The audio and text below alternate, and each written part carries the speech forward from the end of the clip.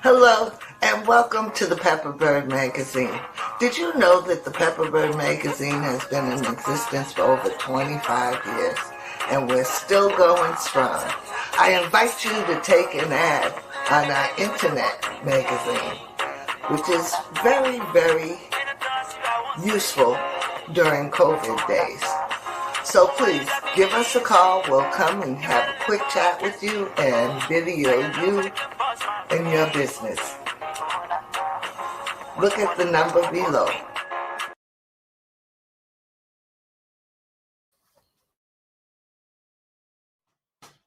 Liberia is our only home. Liberia is our only home. We cannot sit and watch Liberia die. Liberia is our home. Liberia is our home. The only home we know. Let's fight to bring it back. Take it from the rogues. Take it from the thieves. Let us punish them. Liberia is our home. Liberia is our home. All you patriots rise. The time has come to end the massive stealing of our wealth. Rise, oh patriots. Rise, my patriots. Time to get our nation back. Liberia is our only home. We cannot sit and watch Liberia die. Liberia is our home, the only home we have. Rise up, patriots. Rise up, loyalists. Commander Chesson is calling the order of the day. Liberia is our home, the only home we know. Liberia cannot die. We owe it to our parents. We owe it to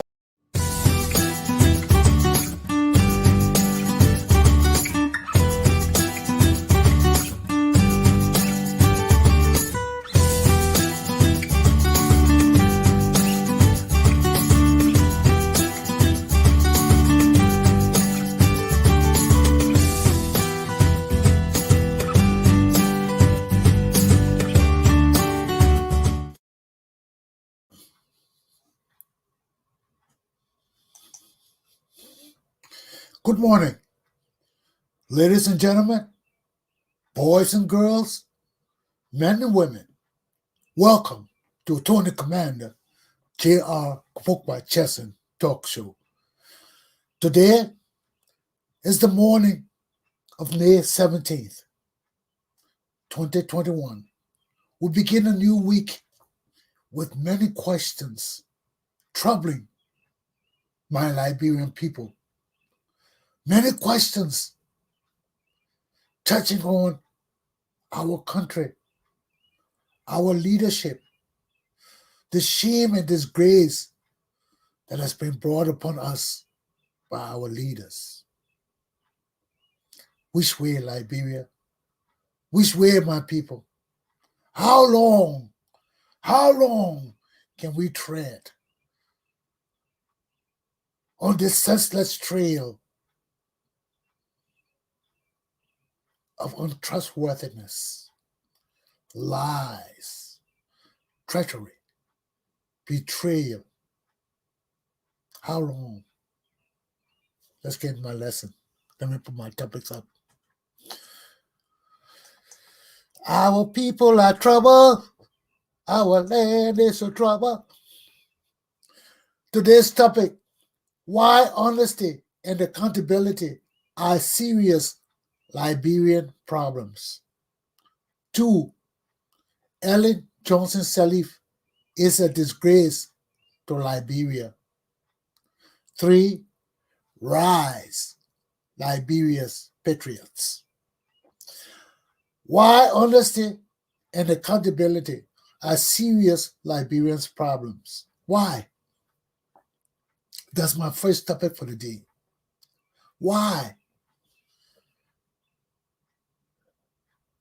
I mean, in 1980, we were on the trail to coming back to bringing our country to some semblance of true constitutional democracy. We're on the way. We have left Tubman era. We have come into Talbot era, where we have more freedom of speech. For nearly 27 years, Tubman had his thumb on Liberian people. We couldn't talk. We couldn't do nothing. Everything but what Tubman said was done. Talbot came to bring a change.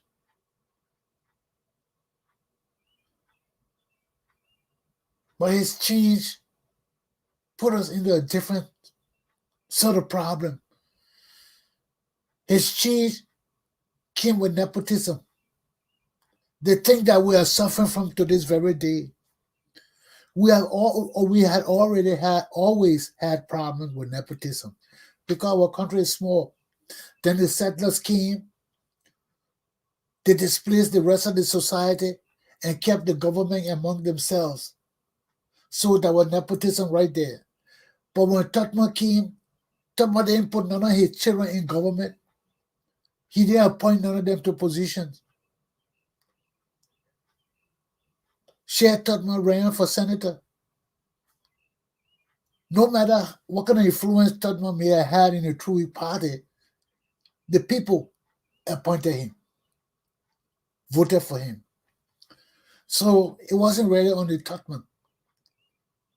But when Talbot came, he brought his brother, he brought his family, they brought their company, they got everything involved.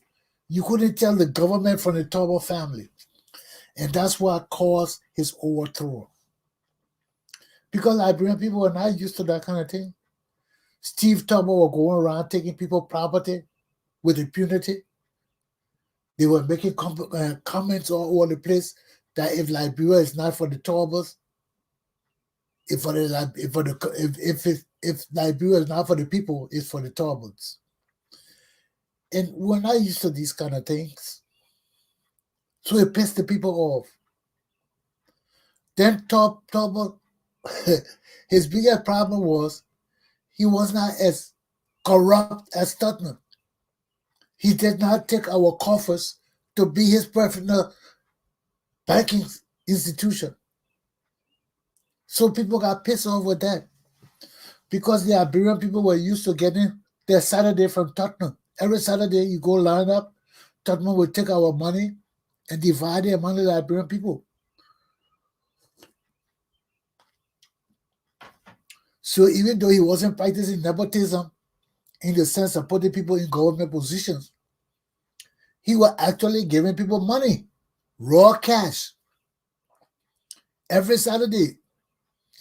When Tubman is in Liberia, people used to dress up to go visit VAT every Saturday, to go get the Saturday from VAT.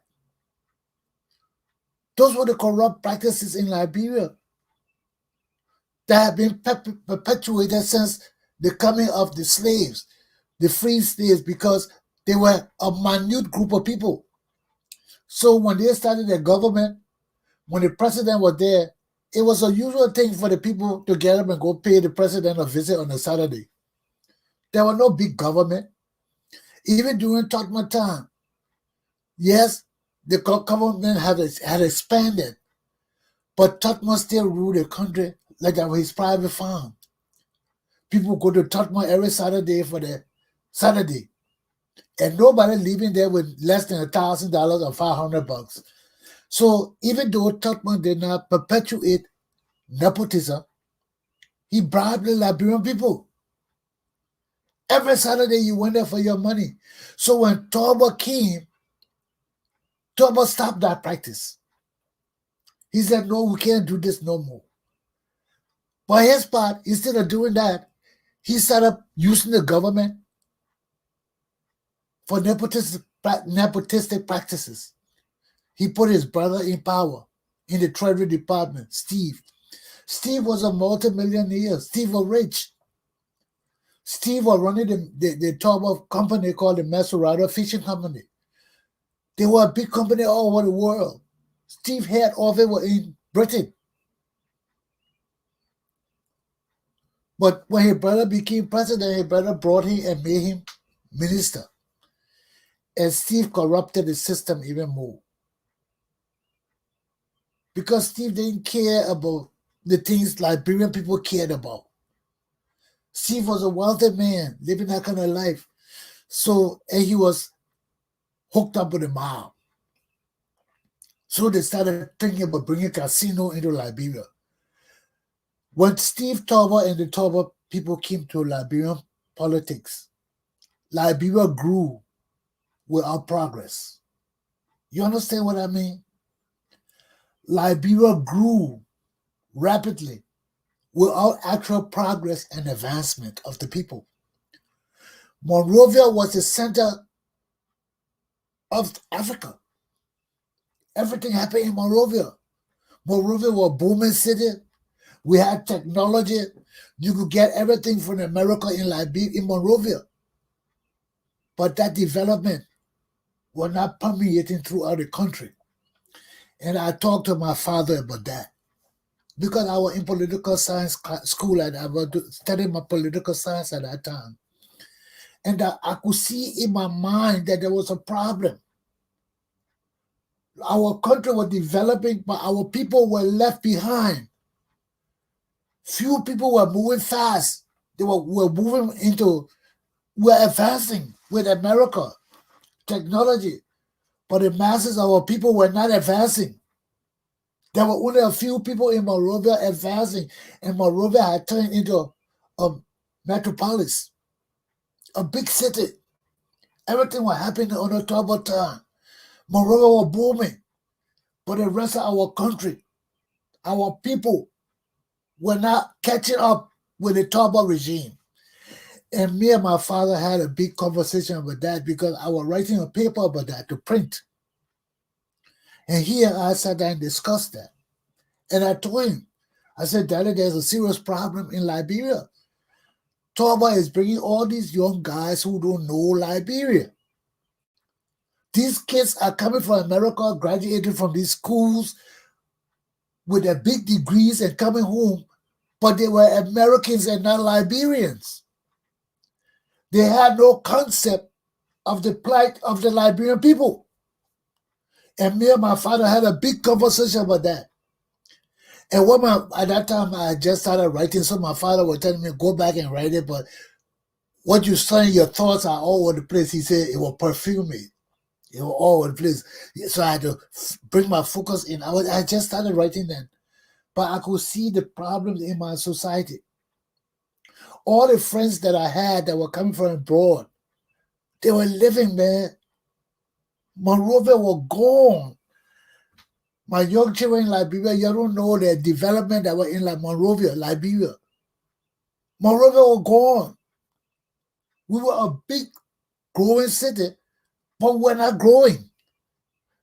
Because only the elite were growing, but the masses of our people were still behind. And we're following these people without understanding where we're going. And this was the problem I was having too.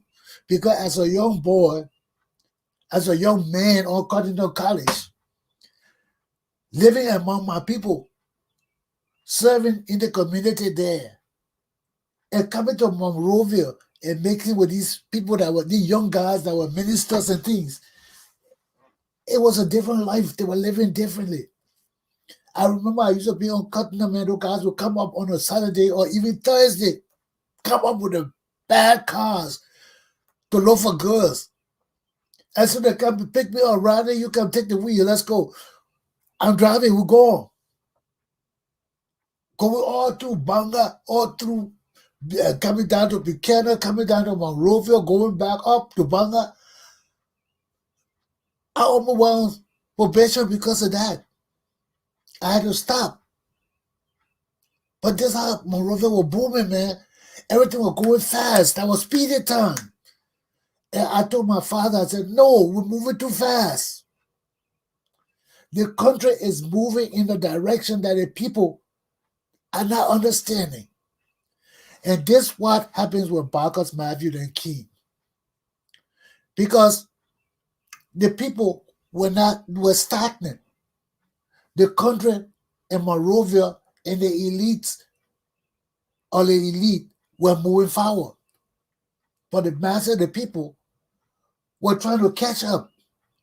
But the country was moving too fast. So when Barkers, Matthew, then came, there was a void between the people and the government. There was a great void. And that's why I was trying to explain to my father, be it with my little political science education that I had, and evaluating my society as a young man and looking at the comparative living between the government officials and the people, and the development and advancement of the elite of Monrovia society and the people of our indigenous society. There was a great void, and I knew it, I felt it. And now I tried to explain to my father that we're bringing all these young guys from America who did not understand the plight of our common Liberian people.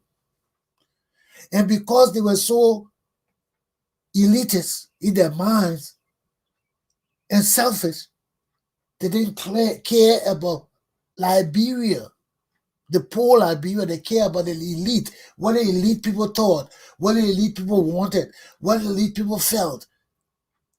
But it wasn't getting to the poor people. And that was serious disconnect. Because here us moving into greater realms of development and our country, people not moving with the society. And that was a grave problem. And I explained it to my father. I tried to explain to him that there will be a void. And once people come to fill that void, there will be confusion in our society. And that's just what happened. But I couldn't explain it the way it needed to be explained, but I felt it. And that's why here I had this discussion. And that's why when Barkers, Matthew then came, they didn't come with the intention of overthrowing the government. They just came with the intention of challenging Talbot to let them have a two-party system. But when they saw the great void that was in the country between the poor and the rich, Barkers, Matthew then filled that void, and they were not prepared to fill it. They were not prepared to lead. They were prepared to challenge Talbot to do what needed to do to cheat the system that way and all of that. But the void that was in the country was so great that the people gravitated towards PPP without hesitation, because PPP were coming with a message for the masses. And yet Talbot then were concentrating only on the elite, the young guys coming. And all the young guys were making them ministers and directors. And these people didn't have time for the common people. Yes, they were going up country and all of that, but they weren't looking at the needs of the people. They were just going there to do the job and make sure they pleased Talbot, they pleased the system. But the masses of the people were not being pleased. The people were unhappy. They were unfair. The nepotism was too much. People could see that everything was Talbot children, Talbot family. And that was not right.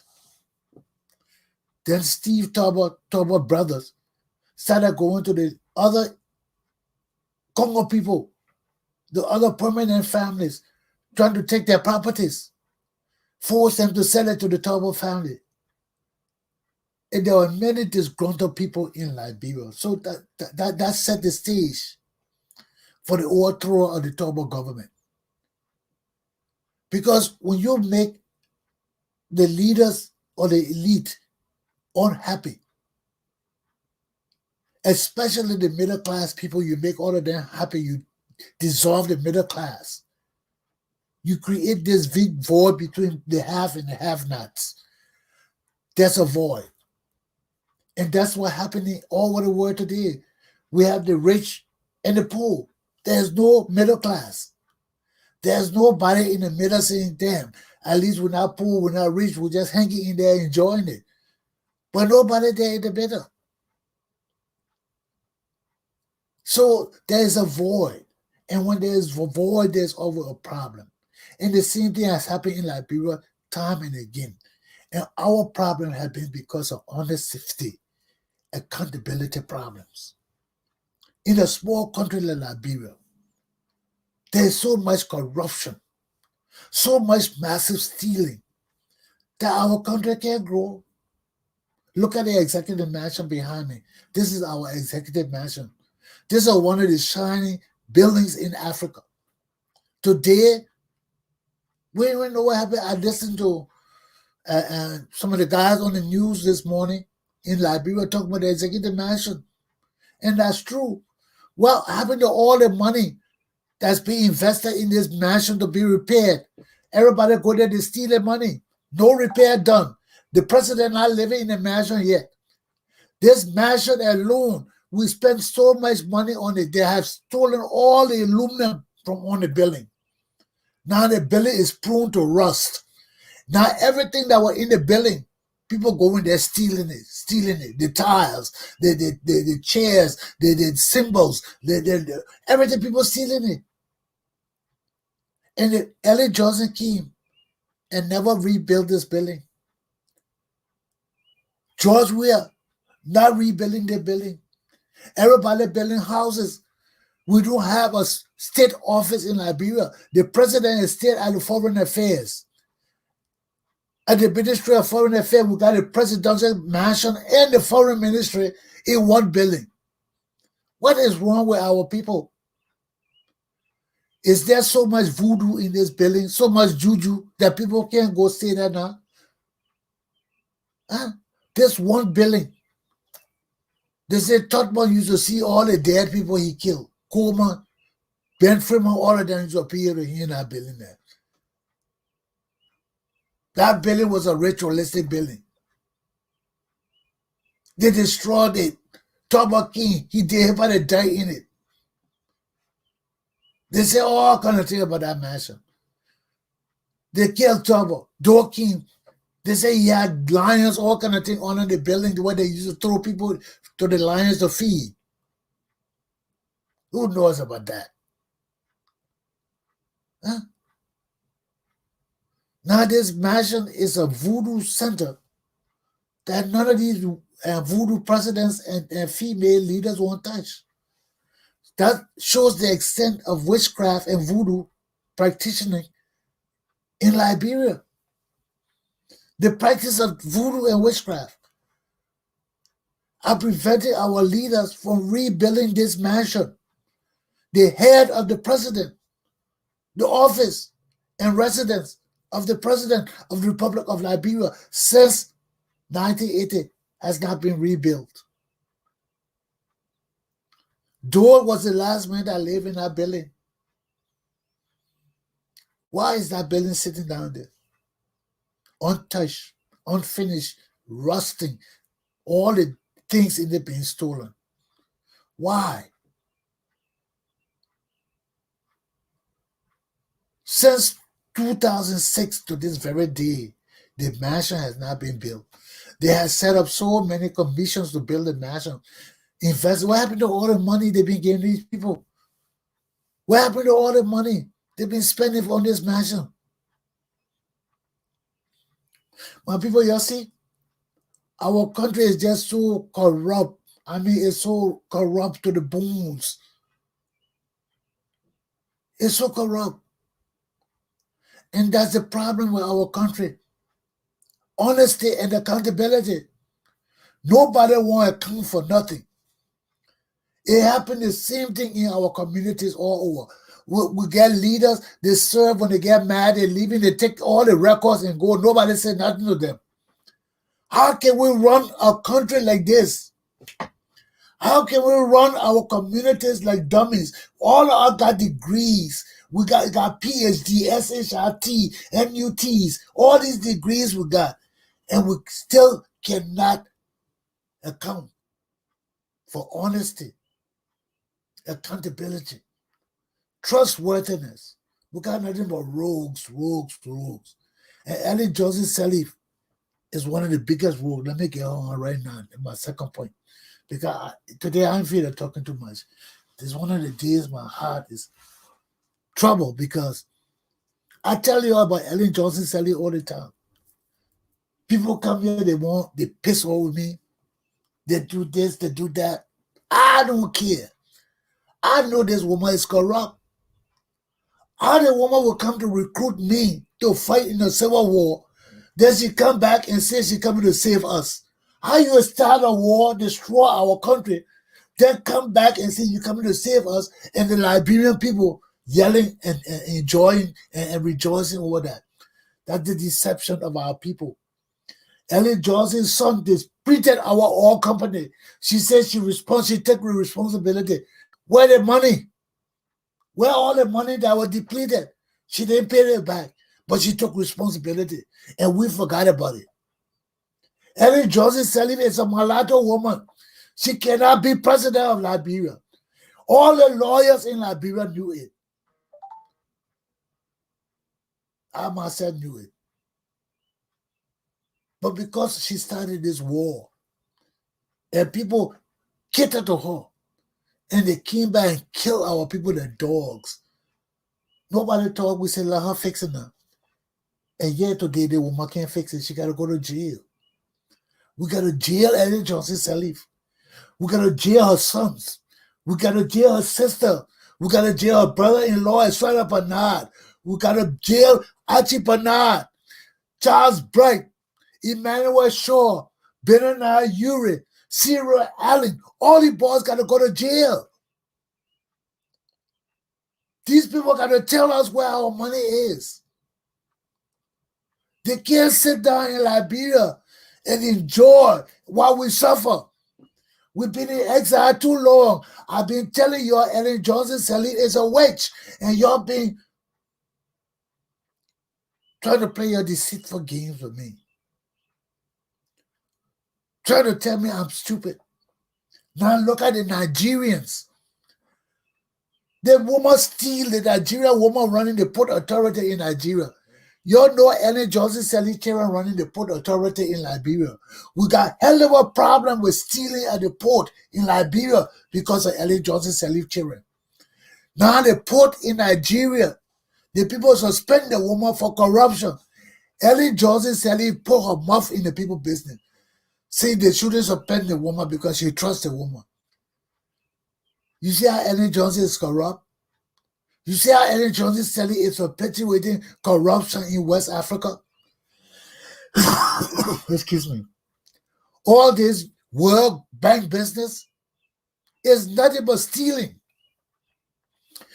And we got to strip Ellen Johnson-Sirleaf and her family of everything they own in the Republic of Liberia. They will own nothing. And in Africa, they will own nothing. Around the world, they will own nothing. We'll strip them of it. Why? Because they are rogues. They are criminals. And they are wicked. And we'll jail them. Jail Ellen Johnson-Sirleaf. You don't let this woman open her mouth in Liberia one other minute. You'll go get her and jail her. We got to remove this woman from our society for us to live. I keep telling you all this thing. As long as Ellen Johnson-Sirleaf is in Liberia alive and walking around, there will be no peace and stability in Liberia. There will not be honesty and democracy in Liberia. Our country will be run by criminals, warlords, vagabonds, useless people. And our people ruling Liberia today. Look at Prince Johnson, warlord, Evan Snow, and other useless men. Look at all these people ruling our country today. All these people need to go to jail. We need to put Bernard Urey in jail. We need to put Ellen Johnson-Sirleaf in jail. We need to put all our children in jail and let me come prosecute these people. But you can't do this kind of thing to us, man. You can't do this. Ellen Johnson-Sirleaf is a disgrace. Look at the Nigerian people. I watched Castle Show that morning. They were reading some of the things the Nigerians said about our president in their newspaper for putting her mouth in their business, trying to talk for the woman, and the investigation is still ongoing. You see how they deceive us? They charge the woman with a crime. They're investigating the woman. The investigation not even on the way yet. Ellen Johnson-Sirleaf begging for the woman to get off the hook. That's how they destroy our country. They come here, instead of fixing our country, they take the same criminals and put them in power and let them go run amok, steal our money, put our children in power to supersede them, to oversee them. And all of them mean nothing but useless bandits. And the Liberian people, you ain't got no shame. This woman brought her grandchild to teach you about all concession, or high school student. And this is why she has no respect for us. This is why Ellen Johnson-Sirleaf has no respect for Liberian people, have no respect for Africans as a whole, because we're all beggars. We all like mulatto women. Yeah, look at all the men in Liberia going crazy. Ma Ellie, ma Ellie, ma Ellie, ma Ellie, ma Ellie, ma Ellie. And she just selling all of them to Robert. Go visit Robert. Go visit Robert. You wanted to go see Robert. And you know what Robert doing with them. All the men in Liberia wearing the pants, what do you call it?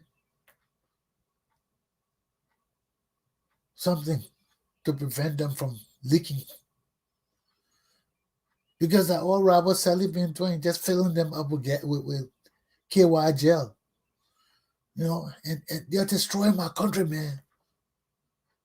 They're destroying my country. You know, all the men there, go see Robert. Go see Robert. Now all of them sitting there crying about Robert. Oh, Robert hated me. He missing me.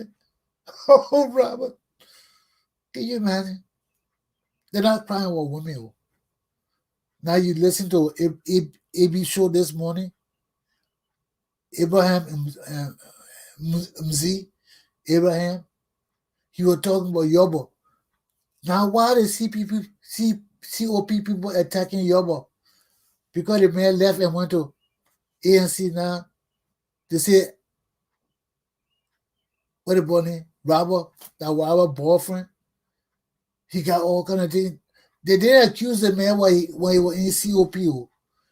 There was no problem with the man. As soon as he crossed over and said, I want to go be ANC secretary, then, oh, now the man he been sleeping with Robert. He destroyed in the behind. All these kind of things, you see how people are. That's why I don't put my hand in none of these things. I ain't got time for this thing. I see all this stealing and corruption. Why would I put my hand into those thieves? Why would I want to deplete my country and hide my people, deplete my country resources and hide my people? That's not the kind of man I am. You know? No. I gotta be a lawyer for somebody to tell me this is BS. You know, it's stupidity. We all know about Ellen Johnson-Sirleaf. We all know this woman is no good. So why would we think that this woman will start a civil war, tell her to destroy the mansion? And you see that the part was stupid thing about it, all repeating the same thing the woman told us to do. Destroy the mansion or build it back. Do this. Then she start a civil war. She can't bring our country back. Now look at our country today, ruled by her little boyfriend called George Weah, or little side squeeze, George Weah. High school dropout. Man, I don't know nothing. Doesn't mean she get our country to. You know? Not George. Yeah, we are in trouble again. We got Borga and Ellen coming running, and both of them from Ellen. Ellen trained both of them. We're just in a screwed up mess. We need to overhaul Liberia. That's my last topic. Get my last topic, man. That's my last topic. We got to overhaul Liberia. And the only way we can do that, except Patriots rise up. Forget about coup. Forget about war. Let's take care of the situation now. Ellen Johnson said, "We gotta go. This woman can't be in our society. She's trouble to our society. She need to go to jail. We need to take Ellen out of our society and lock her up so she knows that she has no more power in Liberia nor Africa.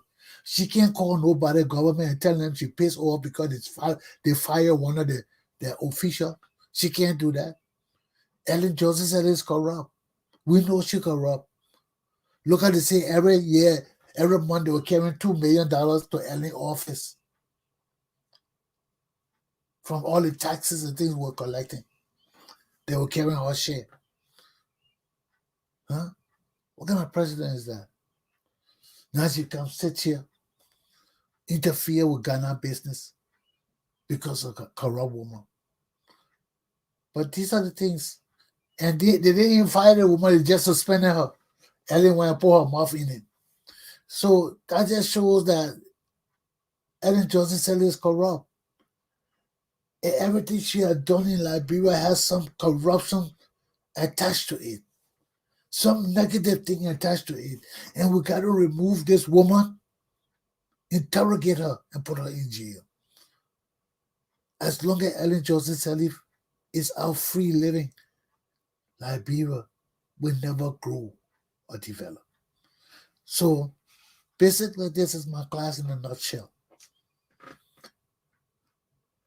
There's no way we can grow and develop if we don't have honest men and patriots, honest women and patriots.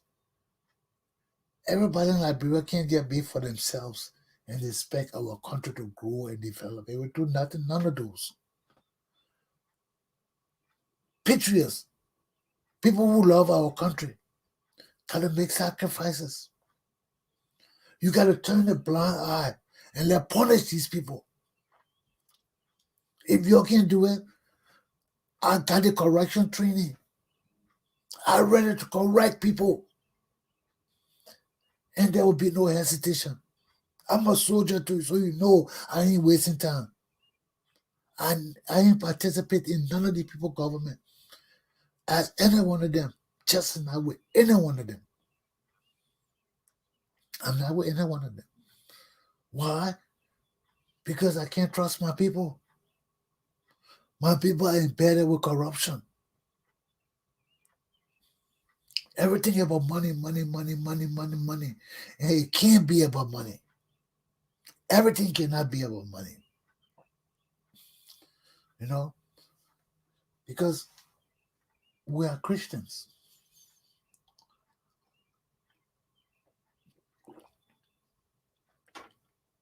And that's the foundation of our spiritual existence. Whether we're Christians or Muslims or atheists or juju practitioners, we all believe in a higher power. We all believe in a higher power, and there's no greater higher power for our people than Jesus Christ. Liberia is not a Christian nation.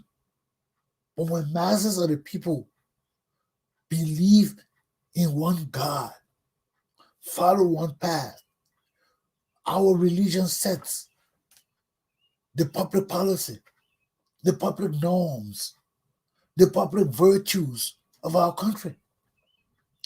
Because of the majority of Liberians, even Muslims, believing in Jesus Christ and respecting the institution of Christianity, we are followers of Jesus Christ. We are a peaceful, loving people who care for other people because that's the charity that Jesus brings to us.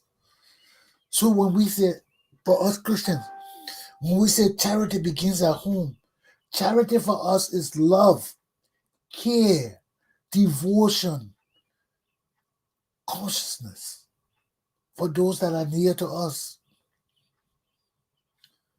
Because of the foundation of Christ. He didn't rebuke the world. He didn't rebuke nobody. He didn't condemn nobody. All he said, that's good, but if you want a better way, let's go this way. If you want a free way, let's go this way. If you want to think on your own, let's go this way. You're not compelled to follow me, but if you want this, let's go this way. And that's the same thing I've been telling you over and over. From 1980 to the very day I've been telling you over here, we cannot tread on this road of hatred, revenge, negativity, and stealing because they did it. We can't do it. If we do it like that, we never progress in advance. That's why I never join anybody. Because I would not be persuaded into doing anything that is against my principles, what I believe in. And many things these people do are against my principles. They're against my principles. Because we can't say we love ourselves and our people, and yet we neglect those simple things that are so significant in the lives of our people, that give us meaning, that give us empowerment, that give us inner strength, like our institutions, our laws, our societal upbringing, our cultural direction. All these things are us. And when Ellen Johnson-Sirleaf, they trample upon it, and we act, then they kill our people so that our young children can have no vision, can have no knowledge of any better living. This is where we are today, because they kill up our elders. Now all our children think everything just starting today. Everything just starting today. They never knew where our mansion was like this, was lit up, clean, light everywhere, 24 hours a day. This is not a joke. This is not a TV movie. This is how we live in Liberia. And these are the things we need to bring back to our people, because they have been stolen from us. It have been stolen from us by criminals, and Ellen Johnson-Sirleaf among them. And that's why this woman, as long as she in Liberian society, will not grow and prosper. She's the epitome of corruption, epitome of nepotism, epitome of greed and evil. And the time of the true Liberian people's revolution is now. Aluta! Continua. Rise, Liberian patriots.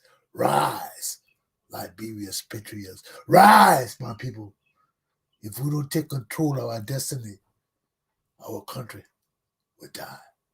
My class is done. Have a good day.